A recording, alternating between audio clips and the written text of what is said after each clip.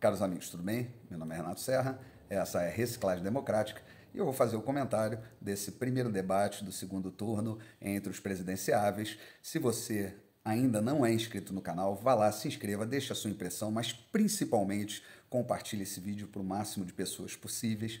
Afinal de contas, esse momento é o momento mais importante da história recente nossa, talvez seja a eleição mais importante da nossa democracia. É nesse momento que a gente vai escolher sobre dois caminhos distintos, não é apenas uma eleição de um presidente, é a eleição do que nós vamos querer para o futuro do país. E é nesse momento de inflexão que nós devemos deixar a emoção de lado e trabalhar com mais racionalidade. Afinal de contas, o futuro de todos nós está em jogo.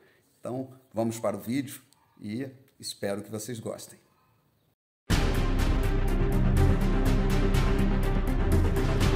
E eu queria falar sobre esse primeiro debate do segundo turno entre Jair Bolsonaro e o Lula, mas não queria ir nesses aspectos das falas propriamente dita, das ideias ali, de uma análise, vamos dizer, do debate propriamente dito. Eu quero abordar alguns detalhes, né, algumas nuances que eu sei que vão ser menos abordadas aí pelos comentaristas em geral, né?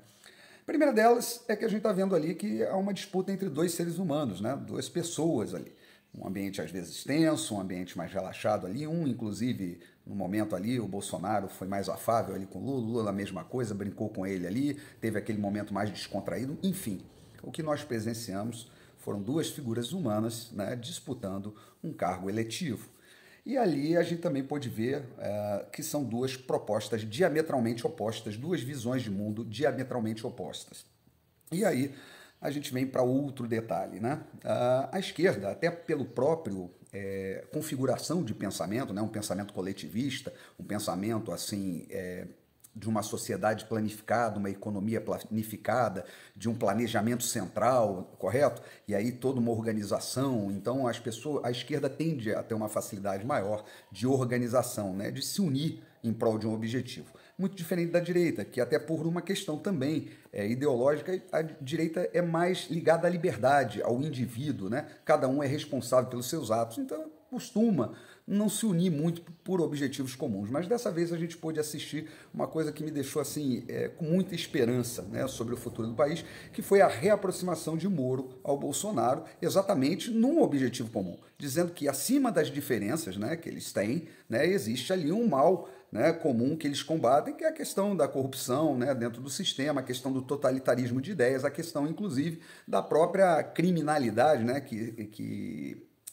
tomou conta do país, né, de uma forma assim imensa nos governos de esquerda, né? Essa leniência com o tráfico de drogas, leniência com o crime, né? E muitas vezes manifestada ali por vários ideólogos de esquerda, né? Como a lógica do crime, certas tolerâncias, né? Inclusive manifestada pelo próprio candidato Lula, né? Do menino que rouba o celular para tomar uma cervejinha, que está cansado de ver essas pessoas sofrendo, a questão de muita gente ir sempre verificar os direitos humanos dos presos, mas não das vítimas. Então isso daí realmente foi levando a sociedade a uma visão diferente do que eles esperam do Estado.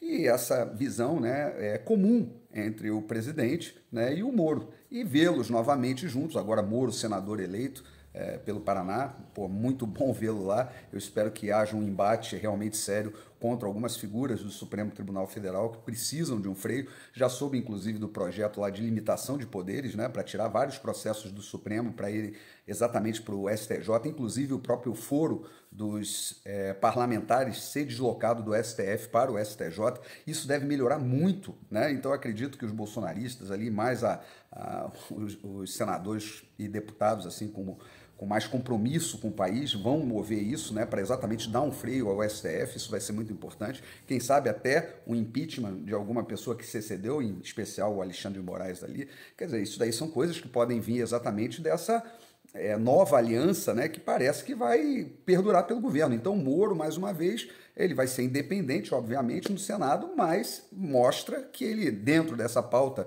né, da segurança, ele está alinhado com o governo, se caso o Bolsonaro seja eleito. A gente vê muito nesse rol aí das fake news e tal, das produções, infelizmente, né, a mídia ela permanece nessa militância ao invés de buscar fatos, né, e a gente viu as coisas aí acontecendo e foram levadas nesse debate também. A questão de uma palavra infeliz que o presidente falou lá, pintou um clima, né, naquela questão que todo mundo já está sabendo. Ele poderia ter falado assim, eu percebi uma atmosfera, de qualquer forma seria uma ilação, mas na verdade ele, logo depois daquilo, ele entrou na casa, filmou lá a casa, fez uma live com as meninas, quer dizer, não fazia nenhum sentido, mas aí vai o pessoal, né, e edita, né, mais uma vez aquilo dali, e joga como se o presidente estivesse ali se insinuando para umas meninas de 14 anos, como se fosse um pedófilo. E aí a internet cai de pau, a esquerda cai de pau, e aí a mídia vai e dá ainda combustível para esse tipo de coisa. Dessa vez, Alexandre de Moraes, até ele, foi lá e retirou isso, porque não fazia o menor sentido. Mesma coisa a questão da Damares, né? Que num culto foi lá falar exatamente dos problemas, né, que ela enfrenta ali. E aí, em vez da mídia ir lá e resgatar realmente essa história, peraí, essa história tem cabimento?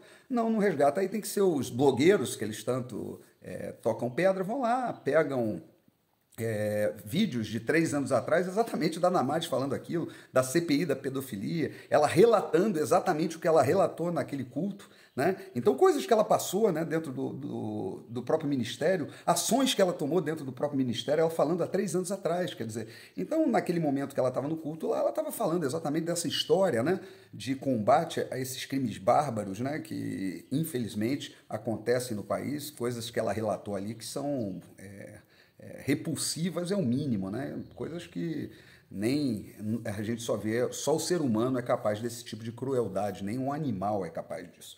Mas também é usado, né? Ali, de alguma forma, utilizado como mensagens subliminares ali durante o debate, exatamente para tentar desestabilizar, inclusive, o presidente, que não se desestabilizou. Estava meio...